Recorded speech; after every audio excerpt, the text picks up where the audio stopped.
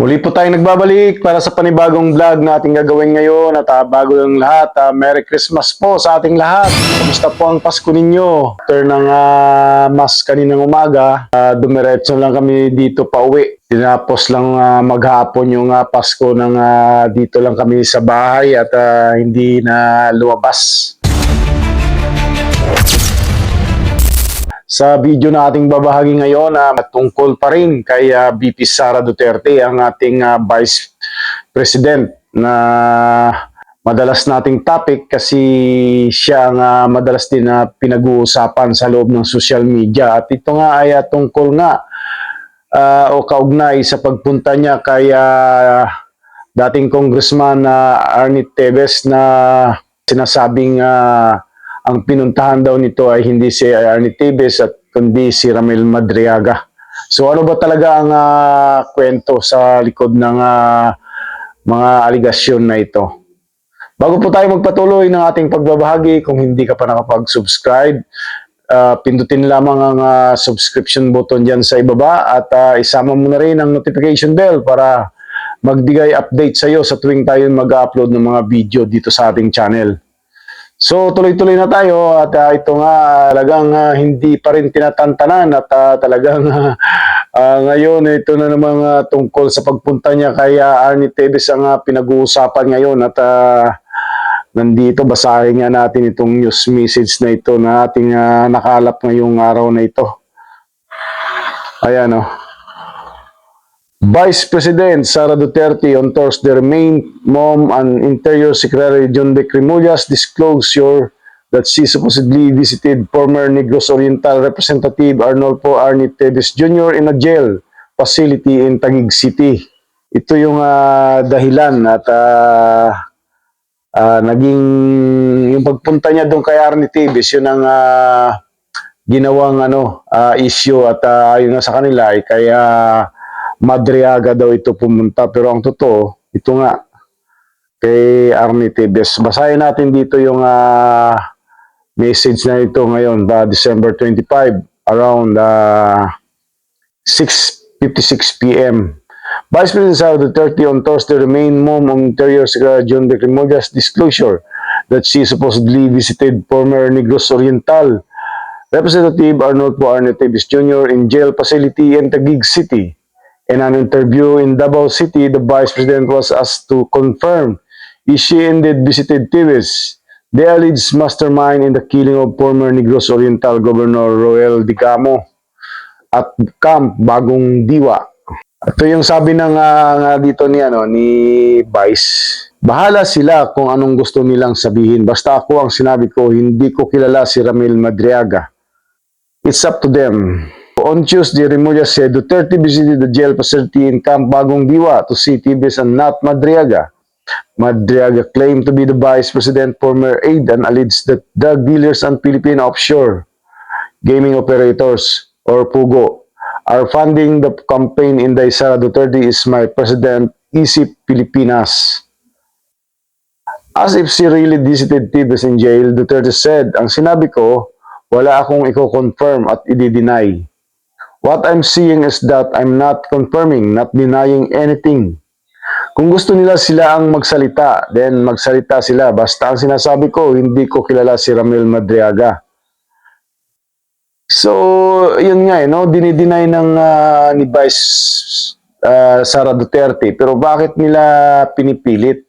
At ang sa totoo lang, yung nakita ko yung video na yun na in-upload natin, yung sa huling sinundan natin video nito, parang talaga hindi talaga ako kumbinsido doon sa totoo lang.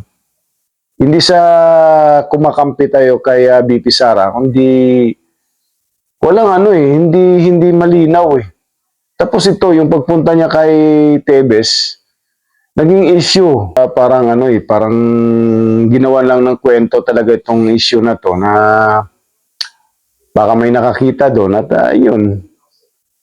Palagay ko gano'n lang yan. Kasi bakit pinipilit nila at walang matibay akong nakikitang basihan Hindi sa kumakampi tayo kay VP Sara, pero gusto ko lang maging ano din, maging malinaw ba? Hindi yung basta tayo nag-aakusa na wala naman tayong sapat na ebidensya.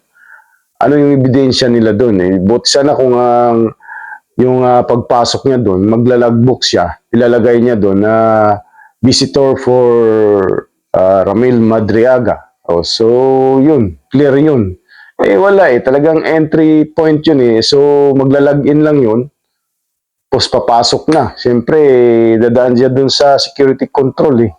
So, tuloy natin ang basahin itong news na to online. If they want to say something, let them be. What I'm only want to say is that I don't know who Ramil Madriaga is. Earlier this week, Duterte reputed that she has a personal relationship with Madriaga, stressing that he has offered no proof nor documents to support his bare allegations.